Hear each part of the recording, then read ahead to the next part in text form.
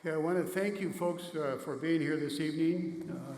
This is an opportunity for a community conversation regarding a proposed constitutional amendment that is being proposed by Justice Alan Page and Neel Kashkari from the Federal Reserve and other authors in this process.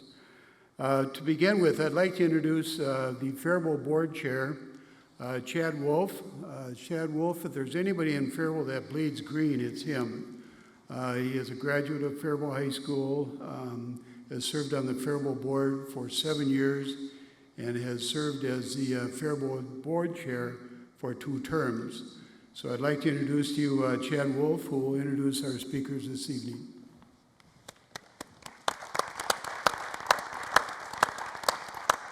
Welcome everybody, thanks for coming, and Mr. Robichaud, thank you for lining this up, we greatly appreciate it. So, just as an introduction here, Mr. Justice Alan Page is the co-founder of the Page Education Foundation, established with his wife Diane to support Minnesota students of color in pursuing post-secondary education. He previously served for 22 years as an Associate Justice for the Minnesota Supreme Court. Mr. Robert Wedl is currently the co-facilitator of the Superintendents Innovation Discussion Group. He served as Minnesota's Commissioner of Education in Governor Arnie Carlson's administration and Deputy Commissioner in the administration of Governor Rudy Perpich. He was a teacher and administrator in both rural and urban schools and an adjunct professor at several Minnesota universities. Mr. Neel Kashkari is president of the Minneapolis Fed, one of the Federal Reserve System's 12 regional banks. He has held a variety of roles in public service and finance, most notably as an Assistant Secretary of the Treasury during the 2008 financial crisis, where he oversaw the Troubled Asset Relief Program, otherwise known as TARP. Gentlemen, thank you again for attending tonight. Thank you. My name is Neel Kashkari. Great to be with you this evening. Thank you for coming out to meet with us, and everybody who's watching at home online, thank you for joining us this evening. I'm going to kick off very briefly and talk about why I'm here, why we're talking about education. I'm going to turn it over to Justice Page. So I came to Minnesota 5.5 years ago when I became president of the Minneapolis Fed. One of the goals that the United States Congress has given to the Federal Reserve is maximum employment. As many Americans as possible gainfully employed and contributing to our economy.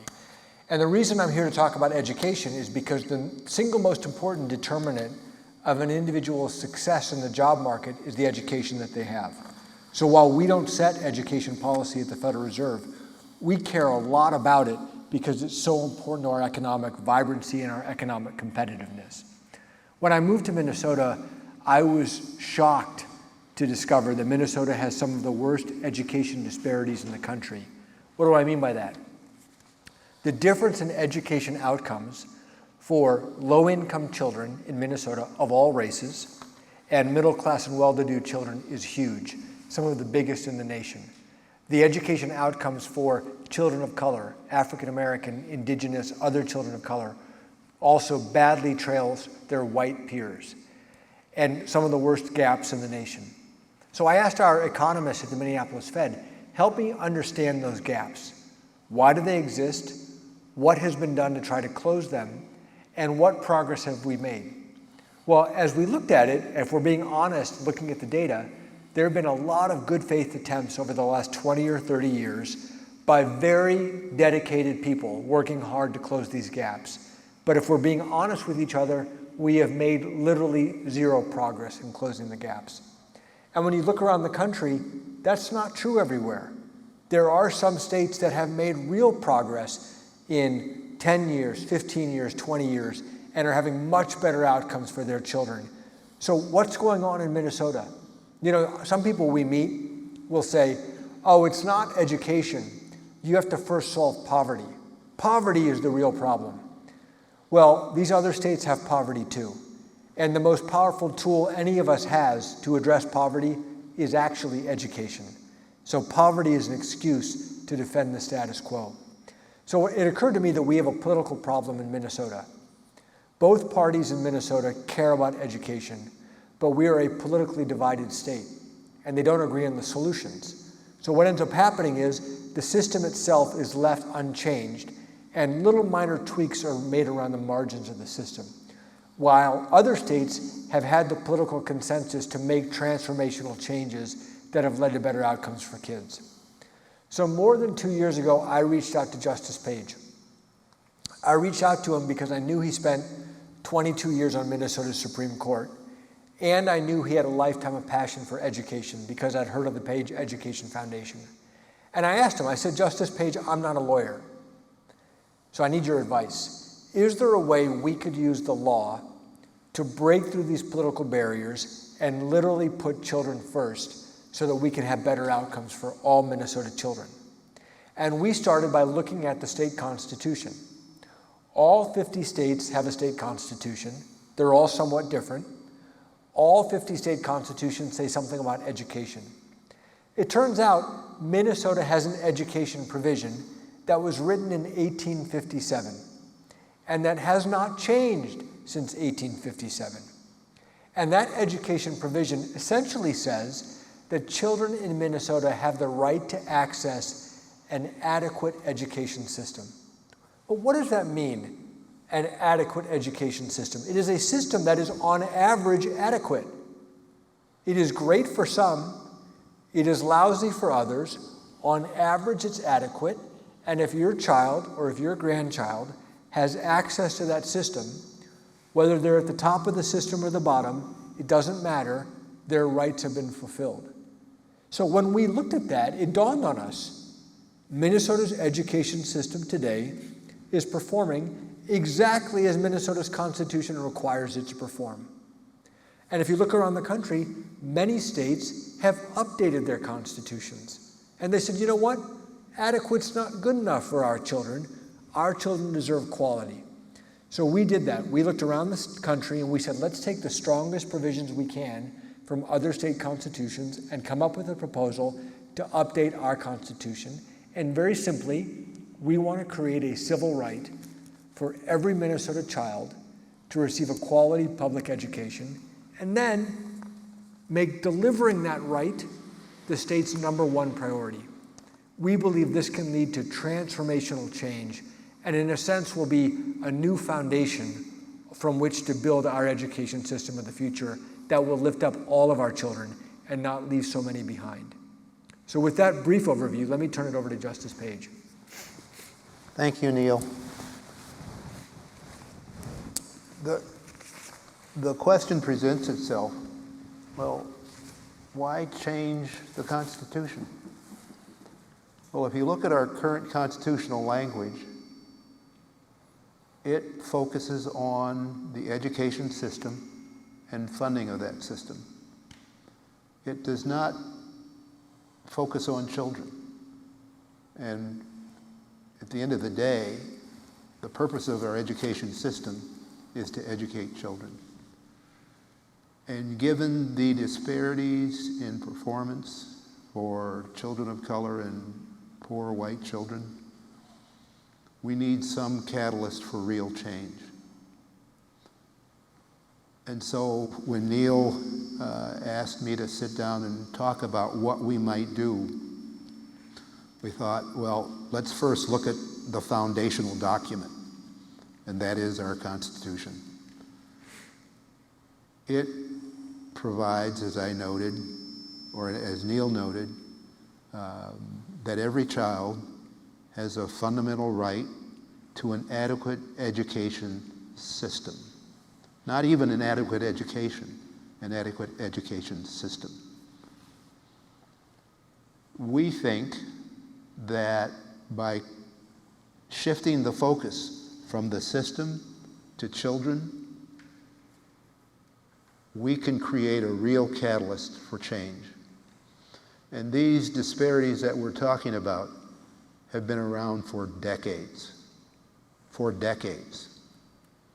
And a lot of good people, thoughtful people, well-intentioned people have spent a lot of time trying to address these disparities. And what we end up with is the same old thing, the status quo. And so we've proposed amending the language to read, and you'll see that on your, as you look at it on your left, all children have a fundamental right to a quality public education that fully prepares them with the skills necessary for participation in our economy, our democracy, and society, as measured against uniform achievement standards set forth by the state. It is a paramount duty of the state to ensure quality public schools that fulfill this fundamental right. People often ask, well, in that first sentence, what does quality mean? And well, the first thing they ask is this really just something to help and create an advantage for those who are already advantaged? No, it's not. By using the phrase all children, we mean just that. All children. Black children, brown children, indigenous children, white children, wealthy children, poor children, able-bodied and disabled children, rural, urban, suburban children. All children have a fundamental right to a quality public education. People ask, well, you say public education, but is this really just a vehicle to assist in privatizing public education? No. Our proposed amendment relates to public education and public education only. Doesn't affect private schools, doesn't affect homeschooling, doesn't affect religious schools. It relates to public education. People say, well, what does quality mean? Well, the language of the proposed amendment tells us in broad terms what quality means. It is an education that fully prepares children with the skills necessary for participation in our economy, our democracy, and society. Well, what does as measured against uniform achievement standards mean? Is this really just a vehicle to constitutionalize the current testing regimen that we already have? And no, it isn't intended to do that. Indeed, it's going to require far more than simply another test. It will require us to develop an assessment tool that assesses how the system itself is performing, how well children are performing, what we need to do to help children progress, which is not what we have today. And finally, that last sentence, it is a paramount duty of the state. That means that the state would have no higher duty. There is nothing else in the Minnesota Constitution that is set forth as a paramount duty. The state would have no higher duty than to ensure quality public schools. Now, there may be things which are equally important, but nothing would be of higher priority than education in the state of Minnesota. And note that that duty is upon the state, so that all three branches of state government would have their role. The legislative branch would have the responsibility for appropriating funding and setting policy. The executive branch would have the responsibility to carry out that policy and to implement those policies. And the judicial branch would have a role if either one or the other or both of the other two branches don't fulfill a child's fundamental right. And we get this question about, well, the current language talks about the legislature shall, by taxation or otherwise, provide for a thorough and efficient system of public schools. And our language doesn't mention funding. Well, it doesn't mention funding in so many words, but they are included in the language. It would be impossible to meet the state's paramount duty without providing sufficient funding to ensure quality public schools and a quality public school system. And so we think that our proposed language will be a catalyst for real change. It will give us the opportunity to become the forefathers and foremothers of an education system for the future, not relying on an education system that derives its base from 1857. The only thing I'll briefly add that I look forward to your comments and then our discussion is what's exciting about this is it's completely bipartisan. We have united Democrats of color in the legislature with conservative Republicans from greater Minnesota because both groups say, hey, it's our kids, our constituents that are being left behind. Enough is enough. We've united the CEOs of the biggest businesses in Minnesota for whom this is an economic issue, and Attorney General Ellison, who says, you know, his job is to defend the state. And he said, how can I defend the indefensible? It's high time we raise the standard. And so throughout this journey that we've been on, we keep asking people, send us your ideas. If you don't like our plan, give us an alternative. But that alternative needs to lead to systematic change, real fundamental change, and it needs to be bipartisan. If it's not bipartisan, then it's not really a plan. It's just a soundbite. And we've not heard anything. And so everything I think we've learned in the past 2 years has convinced us that this is the catalyst that we need to finally make transformational change to our education system that is long overdue. Thank you.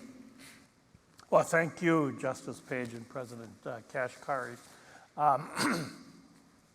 I'd like to make just a few comments this evening why I support the effort to amend the Constitution to provide a quality education for each student, and especially the part that makes education the paramount duty of the state. I think that's such a powerful statement that says education is the most important job that the state has. And I think most people agree with that. People have questions about, the details. Of course, that's natural, and I think those can be responded to. So tonight, I'd like to talk a bit, just a bit about the rationale for really moving forward, because educators and our community, we don't want to be on the wrong side of this. This is about our future. The quality of our way of life depends on the education of our young people. And this is really what it is really all about. We know the future is a lot different than what we've just gone through for the last 10 years. Think of the remarkable changes the world has gone through. We ain't seen nothing yet. So our kids have to be prepared for that future, and they need a quality education to do that. But just a few points. The education in our Constitution, as pointed out by President Kashkari, is far, far out of date. Let's think of the Constitution as kind of the vision or mission statement. How many of our boards or our communities or our churches have not amended the mission of their organization for the last 150 years?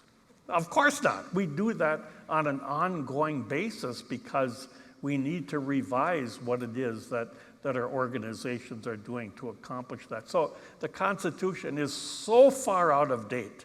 It was designed and written for a time when an 8th grade education was really all you needed, and many didn't get that, and they made out just fine. If they could read, write, do some arithmetic, know a little science, etc., that was all they need. That's what our Constitution really is still all about. Some say we really can't change the Constitution until we know what it is that we're going to put in place. Well, that's not the way the system works. Even when you design your missions in your own organizations, you really focus on designing that mission, writing it the way you really want it to be. Then you proceed to develop the procedures and the details to go about doing that. And that's how this will work too. That's how the process in the Minnesota Constitution envisioned this happening. So no, we don't know exactly how it's going to be, but we need to make this huge step first. But even more important, I think, is our current Constitution sends the wrong message. As Justice Page has talked about, President Kashkari, the Supreme Court a couple of years, about 20 years ago, 30 maybe, in the case called Skeen versus the state of Minnesota, the Supreme Court concluded that our system of education provided for an adequate education and it was financed adequately. That was because that's all our Constitution required. The Supreme Court couldn't go over the Constitution. And so that, in my view, is our Constitution is sending an awful message, and it's high time that we really changed it. I think also our Constitution says nothing about results. And that doesn't mean that it should go into great detail. But in the proposal, it talks about what we want from our education system, that our kids will be able to live and function and in a democracy, will contribute to our economy, et cetera, et cetera. That really provides a good direction for what it is that we want from our education system. But I think as you look at your own school missions, you'll see that you are already trying to get beyond the Constitution, the current Constitution, because you talk about quality, you talk about educating all. But those that are concerned that, what if we do this, put it in the Constitution, will be sued. I would suggest your own mission statements on your own web pages really would be the basis of litigation now. And you do not have the state behind you to support you, because the state constitution isn't asking you to provide this high-class, world-class education. It's asking you to provide an adequate education. If you want to go beyond that, well, then you should pay for that yourselves. So to me, the Constitution, the current Constitution is so out of date, sends the wrong message, and it provides for really an inappropriate direction for the future. But it'll cost money. Yeah, it will. And look at some of the things that we do spend money on. A number of years ago, 50 years ago, we decided that children with disabilities also had a right to go to school. Think of what that money bought. Millions of children, now adults, many as old as me, are contributors to our society, not locked up in institutions at a huge cost. How about those of you that really have girls and are participating in sports? Title IX. Did Title IX cost money? Of course it did. But look at the opportunity that Title IX provided once girls also had a right to athletics and could not be discriminated against. So will it cost money? Yeah, it may, but look at the benefits. Look at the benefits that quality education provides. The skills to live in your environment, to get a decent job. That will provide huge financial benefits to the state and once we have kids really in getting a quality education, that will have ramifications, positive ramifications for decades to come. And so that really is a key part. But sometimes people say, well, we don't know what quality is. Well, yeah, we do. And, but it changes from education now based on kids go to school, kids go to the first period, they go to the second period, they go to the third period. Under a quality education, it would really be personalized around their individual needs, their aspirations, their aptitudes. That is a huge change, and schools are trying to do that now. But this will be part of the new system. Our current education system does a very good job for some, a pretty good job for others, but there's a good 30% that it leaves behind, and it leaves them behind for 50 years. The equality system really empowers teachers, makes them professionals, provides them great autonomy to really design the education around the individual needs.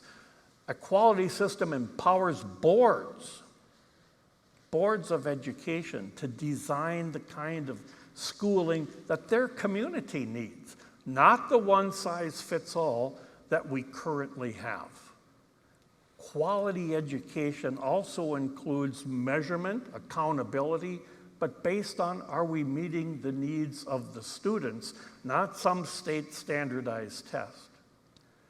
So this is a direction we do need to go. We've been tinkering around the edges for a long time, and we're really not making any progress. It's the system that needs to change. Teachers are working as hard as they possibly can. We need to change the system that will benefit individual students. So I'm a strong supporter of this amendment. I think it takes us in the direction that we really want to go, and let's be on the right side of history with this. Thank you, gentlemen, for those insightful comments about what we're all about. I just have a couple of comments I want to make after listening to the three gentlemen make presentations. And I know that I don't drive the same car that I drove 10 years ago, and yet we still have the same system that we had 100 and some years ago. And so if we're going to change, we need to take a look at that. The other thing, the Constitution talks about an adequate education, and I don't know of any employer that would want to hire an adequate employee. I think they are looking to hire quality employees, and that's what this amendment does, is addresses that. The second comment I want to make before we give an opportunity for you to ask questions of our panel, number one is that we have this achievement gap that is very public, and we have one of the greatest achievement gaps in the state of Minnesota, in the United States. And I contend that one of the reasons that we continue to have this gap is that we're trying to fix the gap with the same system that put us in that predicament, that we have not changed to really address it. And personalized learning is one way that we can address that. So we're perpetuating a system that causes an achievement gap for students, primarily students of color. So with that, those couple of comments and observations, I'd like to turn it over to you in the audience to ask questions of Justice Page, Neel Kashkari, or Bob Wedl. Any of them are willing to respond, and if I can paraphrase what Neel said earlier, is they are seriously looking for input regarding this proposed amendment, that it is a good amendment, but could it be a better amendment? It will be with input from the public. So that's what this conversation is about, is for them to hear your comments about how this amendment can improve and how it can in fact translate into a quality education for all of our students. Questions from anybody in the audience? What is, have the State Chamber of Commerce and the State Manufacturing Association and so forth been enlisted in support of this? And if so, what has their response been? Happy to start. We've had a number of conversations with various chambers around the state that have been very positive. I think it's been, some chambers have been more forward-leaning and said, yes, absolutely. Some have said we need to get our board there. By and large, the business community feels very strongly that they need workers of tomorrow, and this is about where their workforce is going to come from. So we have, I wouldn't say we have so far unanimous support in the business community, but we have a lot of support in the business community because for them, this is about their economic growth and their competitiveness. I'm Steve Smith, and I'm an attorney from Owatonna. And I suggest that the problem with the state constitution isn't with what it says, it is with what it lacks. And I think your amendment provides and fulfills what it lacks. But the problem is, and I'll point to our Minnesota Supreme Court Justice Page in a Skeen decision, where they refuse to enforce a uniform system of public education, where the quality of public education depends upon the wealth of the district and the tax base, and the political willingness of people who may be in financial distress in some areas of the state to vote for supplemental levies. That is not a uniform system of public education. And in the Skeen case itself noted that in deciding it, they said that the percentage of state funding had risen from 67.5% to 90% by 1990. Do you know where we are today? 65% is provided by the state. And that's the problem. So to give up a requirement of uniformity, I think may not be good. I do understand and appreciate the focus should be on the student and the quality of education, but I think some more guidance to our friends in the legislature would be appropriate. Thank you. Well, let Justice Page. Let me just respond. I disagreed with the court's decision in Skeen, but that decision stands, and it is the law in this state. And in effect, what it said is that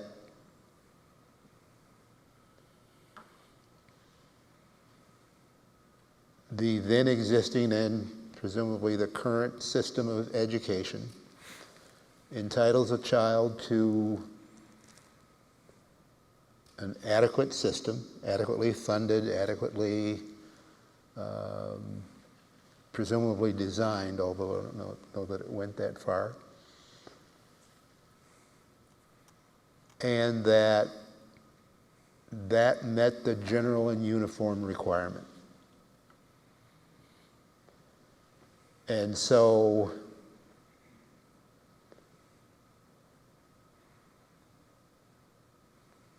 our proposed language, removing that general and uniform requirement,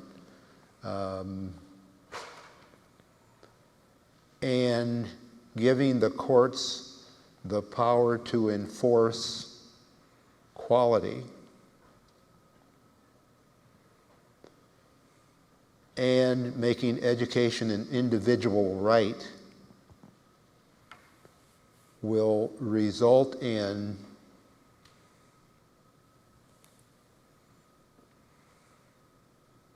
the need to fund quality, will result in the need to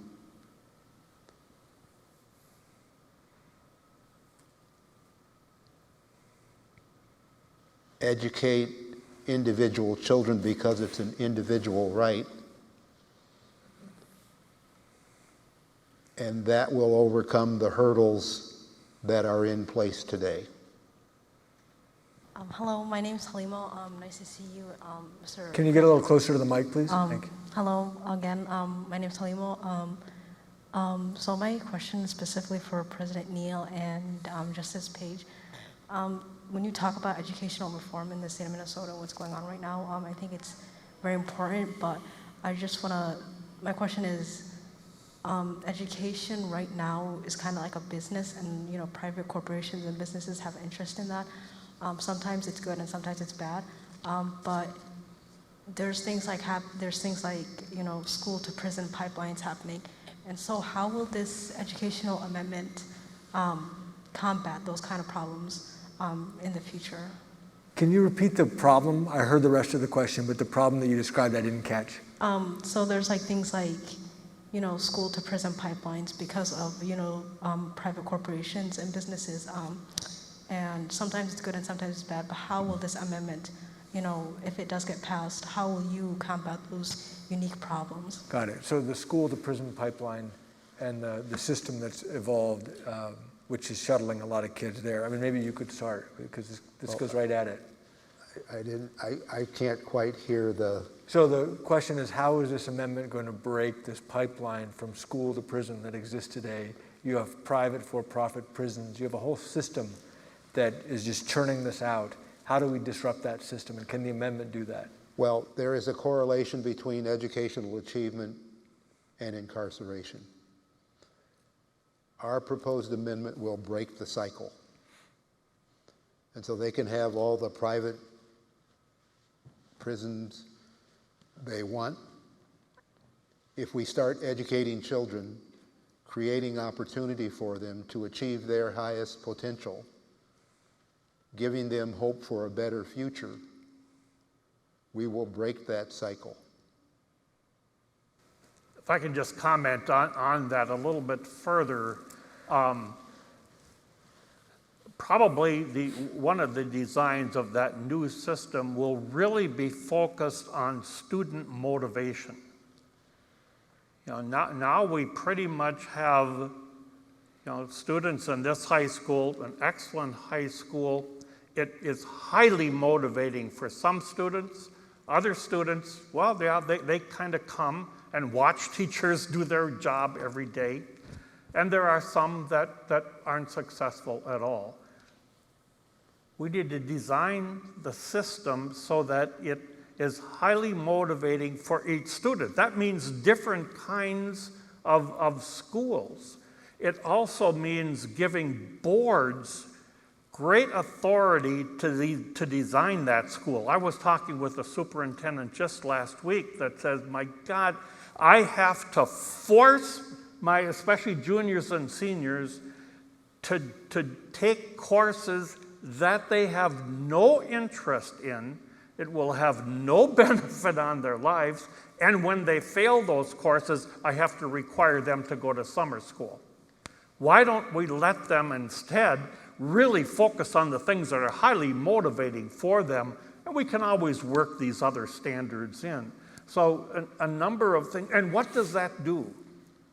That gives hope. There actually, believe it or not, there are tests that measure hopefulness. And as you are in these schools that are really turning you on, really motivating you, your level of hopefulness for your future goes up. Hope is a powerful incentive. And these kinds of schools in our future will have those kinds of learning opportunities. And I think that's a key part of what this amendment is about. That's what quality is about. Can I just follow up on that notion of hope?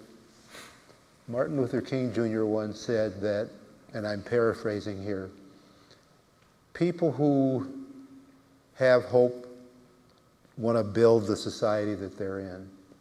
People without hope want to destroy it. Right. My sense of the people who I saw come through our criminal justice system and end up in our courts, yes, there are some who have no moral compass, but the vast majority of them had simply given up hope. And creating an educational system that creates hope is how we will end the school to prison pipeline. Gentlemen, you talk about the bipartisan support, and yet you know it's going to be difficult to pass, right? If it was easy, something would have probably been passed and reformed within the last 150 years. Can you talk at all about the groups that are opposed to this and why? And also, can you at all talk about where the Superintendents Association stands on this, or the School Board Association, or Minnesota Ed, or anything of that nature? Thank you. Sure. The biggest opponent that we have to this so far is Education Minnesota, the teachers union. And let's just start by saying what we've found is there's a big difference between the teachers who are in the classroom and the teachers union. Many teachers that we've met with have said they're excited about this, they have questions, they want to learn more. We actually reached out to the teachers union before we announced this publicly, and we said, we want your input. We'd love your participation. Help us make this better. And they said, wow, this is interesting. Let us study it and we'll come back to you with ideas. And then a couple of weeks later, they came back to us and said, no, we don't have any ideas for you. We oppose this and we're going to fight it. We've reached out to them and met with them a number of times since then. Unfortunately, that's always been the same reception that they've given us. Now, the arguments that they offer why they're opposed to it are false. Just plainly false. They say this is going to lead to private schools and vouchers. It says the word public education 3 times. Not only does Justice Page said this does not lead to vouchers, Attorney General Ellison has said there's no way this leads to vouchers. So that's not a real argument. They said this is going to reduce the state's requirement to fund schools. As Justice Page already said, it makes public education and public schools the paramount duty of the state. You can't achieve that if you're not going to fund them adequately. And so we've heard a bunch of arguments that are really, just to be blunt, they're defenses of the status quo. You know, why does that prison pipeline, the school to prison pipeline, why is it so efficient? Because there are groups that benefit from it. Why has Minnesota made no progress in improving outcomes for low-income children and children of color? Because there are people and groups who benefit from the status quo. And if this amendment does anything, it says enough with the status quo, we're going to put children first and the considerations of what's actually in children's interest first. That's why it's powerful, but that's why it's scary and threatening to some groups. I would only add, we've spoken with school board associations and the Superintendents Association, the Chambers of Commerce. Individuals and individual groups have supported us. None of them oppose us, and none have necessarily come out and verbalize support, but my sense is that they're more supportive than not. I know the School Boards Association put together a committee of a large committee from around the state. I don't know if anybody of your districts were a part of that, and really did, I thought, a pretty thorough job and published a report. You can find it on their website, and I found it very positive, with the usual questions of, well, what about, how are we going to do, those kinds of questions that obviously a school board member would ask.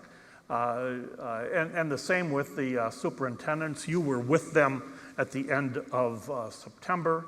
They will all come, their process is they will come with legislative resolutions for the next legislative session, and they'll be finalizing those in December and in January. And the message to them also is, don't come down on the wrong side of education. So I'm very optimistic.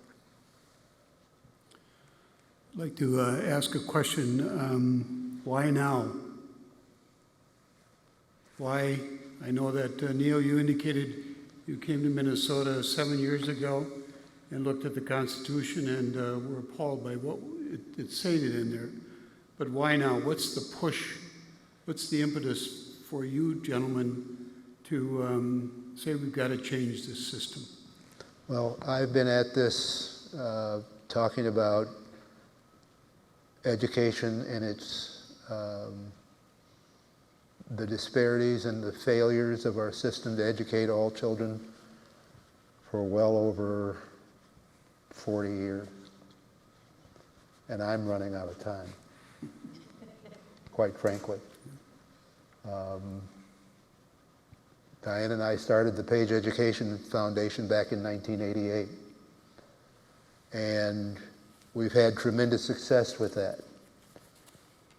Affected more than 8,000 young men and women across the state of Minnesota. As successful as we've been, we haven't come close to meeting the unmet need. This amendment, amending Minnesota's Constitution, will meet that unmet need for all children, not just some children. And if not now, when? It's got to be now, not when. And I would just add, for me, my parents were immigrants from India. We were not a wealthy family, but my parents were educated. And so they insisted that my sister and myself get a good education. And because I did get a good education, every door of this country has been open to me. Here I am, a president of a Federal Reserve Bank, one of 12 Federal Reserve banks in the country. Wonderful position to be in, but only made possible because I got a good education. And so I just think it's a national tragedy how many young people across the country, I don't want to finish with Minnesota. Let's get this going with Minnesota, and then let's go around the country and let's say, hey, those kids matter too. But if not now, then when? I had a good friend. He spoke at one of our events for our Page Scholars with the foundation. And he said this to our scholars, and it struck me as really pretty powerful. When you take the elevator of success to the top, you can't just get off and go about doing whatever you do as a success. You have to send the elevator back down. And this is my opportunity to send the elevator back down. One of my jobs was I was an education aide to Governor Rudy Perpich. Perpich grew up on the Iron Range. His parents were immigrants from Croatia, and Governor Perpich would say, education was my passport from poverty. Without education, I'd be working in the mines. Not that that's not a respectable job, but education is where our future lies. And once we get students with a quality education, we cut the cycle of poverty for generations to come. That's what this is about. Is there an organization in place or being built to promote this amendment and to, a few years ago we had the proposed amendment about gay marriage, and that was defeated very successfully by a very intense project of communication. And I'm just wondering what's being built around to support this. Thank you for your question. So Alan and I are talking to anybody who will listen to us about the idea, but we can't run a campaign. There's a bipartisan campaign committee that is called Our Children Minnesota that is raising money. They've hired lobbyists. They have a campaign manager. They are actively organizing across the state to formally advocate for this. And so ourchildrenmn.org. gaymarriage.com. Beth has their card. Yeah, I have their business cards on the back table, so I brought some with us today. If folks wanted to get engaged, they would be the ones to get engaged with. Thank you for your question. And some of the folks who ran that campaign to make sure that gay marriage was legal in Minnesota are the ones that are running the campaign advocating for the amendment. Other questions from the audience? You know, if I could just take a minute, as we've been on this journey together, I read a lot of American history. And the more we've been on this journey together, the more parallels I see between this education proposal, the right to a quality public education, and voting rights in American history. Now, I'll just give you my take on this. If you look at the founding of America, what was remarkable about it? What was remarkable about it is that in the earliest democracies in the world, who got to vote? White, male landowners are who got to vote. So it was a revolution when America was founded that they got rid of the landowner requirement. All white men got to vote. Now it sounds antiquated relative to where we are today, but that's a revolution relative to the prior history that all white men got to vote instead of just the landowners.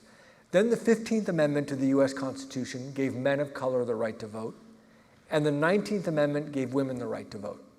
Now that didn't solve all problems in society, obviously, but it made our democracy more complete and was a foundation from which to build.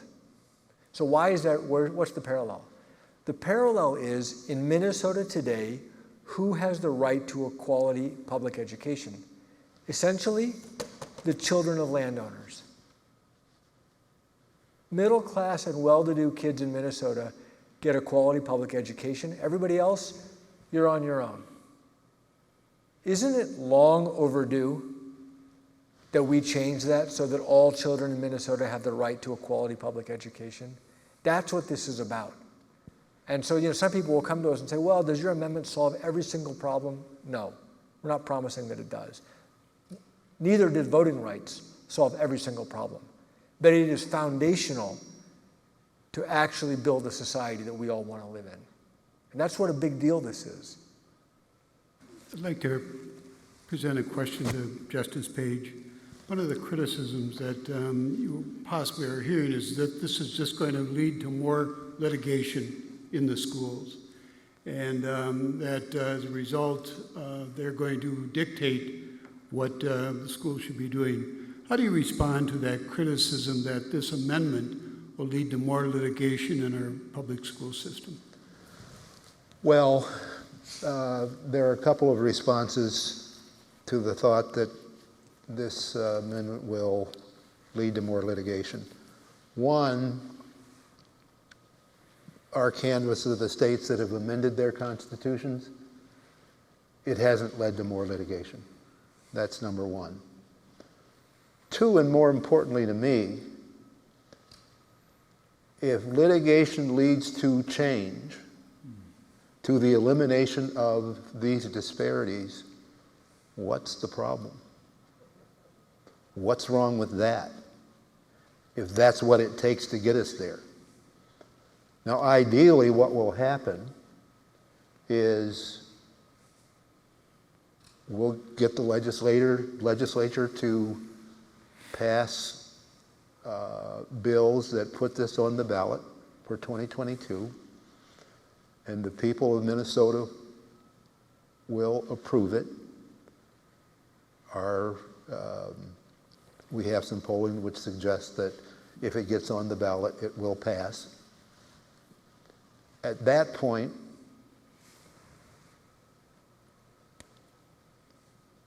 the politicians, the educators, the educational administrators, along with parents and families and children who will now have power that they don't have today, will come together and sit down and design the education system of the future. And when they do that, and if the state implements that system as designed, so that every child has access to a quality public education, there won't be any need for litigation. Now, again, that's aspirational, but the stick of litigation, I mean, it's sort of the carrot and the stick. If the executive and the legislative branches don't do their jobs, then the stick of the judicial branch, if you will be in place to vindicate and assure that each child's rights are met. And I guess I don't see the problem with that.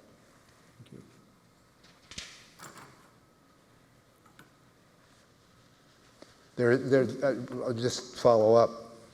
There's also a concern that litigation takes too long and we need action now.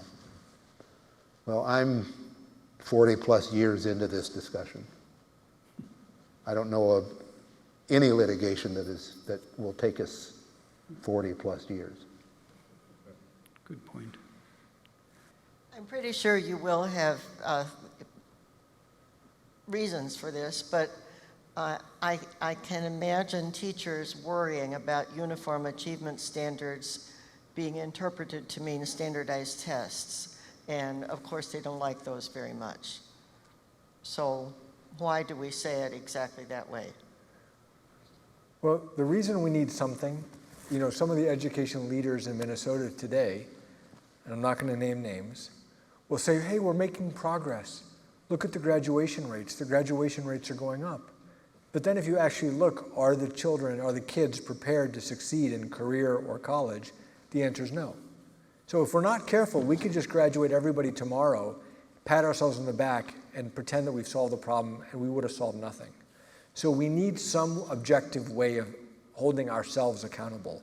That's what that is intended to describe. And as Alan said earlier, in no way are we talking about enshrining the MCAs in the Constitution. We need to do the work of designing a new set of standards to help us evaluate ourselves. Are we actually educating individual children to reach their full potential? I'll give you one little example. And this is just one example. We could come up with something better, and education experts will come up with something better. But I visited a school outside of Minnesota that focuses on college preparation, and one of their metrics for success is their graduation rate of their graduates from college within 5 years or less. And that's a feedback loop for them to say, hey, we say we're trying to prepare kids for college. Are we actually doing a good job doing that? And it's not about stigmatizing the kids. It's a reflection on, is the school doing their jobs, or do they need to do something different? We've heard others say that there are ways of assessing in real time, are kids learning a given subject? Give the teachers the feedback that they need in real time to say, hey, this student needs more help in algebra, but they're doing fine in these other subjects. Great, let's get them the extra algebra support that they need. So it's definitely not standardized tests as we know them today, but we absolutely need something. As we are getting close to the ending time, I want to give you three gentlemen an opportunity to make any final comments you would like to make, any direction for those of us that are here tonight to listen to you. And then I would like to invite any superintendent that would like to come up and make any final comments as well. So I'll open it up to you three gentlemen first. Well, I would just say we have the opportunity to change the future in a way that will make the future better and brighter for all of us. We have the opportunity to ensure justice, because what we're really talking about is educational justice. Every child should have the opportunity to achieve their highest self. And by achieving educational justice, we will have an impact on social justice, on racial justice, on economic justice, on housing justice, and health justice. We can bend the moral arc of history towards justice by ensuring that every child has the opportunity to learn. And I would just add, we need your help. So get engaged, speak out. This is only going to happen if the people in Minnesota demand change, because systems work the way they're designed to work. And the system has operated this way for so long because the status quo is just fine for some people, and we need to disrupt that. I would just add thank you to these two gentlemen for really leading us in the right direction. I'm confident this will go forward. What choice do we have? Well, we do have a choice, and it isn't good. So thank you. Thank you for your leadership. Thank you. We have a couple of superintendents, Todd Sesker from Faribault and Jeff Elstead from Owatonna. Great. I just want to say thank you, Jerry, for helping organize this. Thank you, gentlemen, for your really superior explanation of this. I've now heard this 5 times, so I understand it very well and very much support your initiative for this. I will say for the audience, this is probably one of the more exciting pieces of legislation since IDEA, and for those that don't know what that is, that's Individuals with Disabilities Education Act, which had a profound impact on the way we teach kids. And this is a structure that can support some really important changes for how we teach kids. Unfortunately, I'm done in June, and my legacy will be hopefully to vote on this legislation or on this constitutional amendment in November. So I wish you luck, and I certainly support you. So, Thank you. Mr. Elstead. Oh, I also want to say thank you to the students here. You guys, if you can just stand. I mean, these are our future, or raise your hand, either one, whatever you're comfortable with. But thank you very much for participating and helping out. Really appreciate it. And then also our technology crew, thank you for everything that you do. And of course, Jamie Benty and his staff for helping set this all up. He's our high school principal, so thank you. Thank you, Todd. W. Edward Deming, who is a well-known sort of business official, really just coined the phrase you just shared with us, President Kashkari, which is every system is perfectly designed to achieve the results it's getting. The disparities have been caused with the system we have in place have never been okay with me as an educator of 30 years. This is the most exciting piece of amendment legislation that has come forward to address the long-standing disparities that we continue to shrug our shoulders about every year. One of the things as a superintendent is that we continually have to message the results we get on MCAs as to why some students are not achieving like other students are. Part of that comes down to making this a paramount responsibility of the state to make sure that every single student gets what they need to be successful. And that comes with funding. And we've talked about this before, and I thank you very much for the clarity you've added again for me tonight around the fact that the zip code of where students reside in the state of Minnesota should never dictate the quality of education they receive. And unfortunately, as my friend and colleague Steve Smith from Owatonna pointed out, we've been in a spot where there's been so much economic disparity caused by the fact that the state has really failed in their efforts. They've provided maybe the term adequacy would be best. And I appreciate the amendment language that you are proposing that would finally help us solve the financial problem that has existed. And instead of going out with our handout every 5 to 7 years to ask our taxpayers for a little bit more to continue to sort of ebb away at the results we're getting and improving those, it puts a system in place to continue to support, and even take us over the top. I'm very excited about this amendment. I personally support this amendment in that effort to make sure that we are finally able to do something and not continue to shrug our shoulders. Thank you. Thank you. Thank you.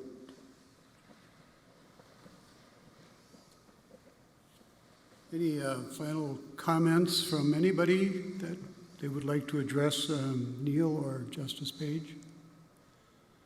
I too want to thank you for your pioneering efforts, the effort that you're putting forth to make sure that all children receive a quality education is something that we all in our hearts and it's our moral imperative. If we don't have that, then we don't have anything to offer our children. So thank you, you two gentlemen, for your pioneering efforts. Continue to keep the focus on personalized learning for children. So thank you again. Thank you. With that, we would like to round.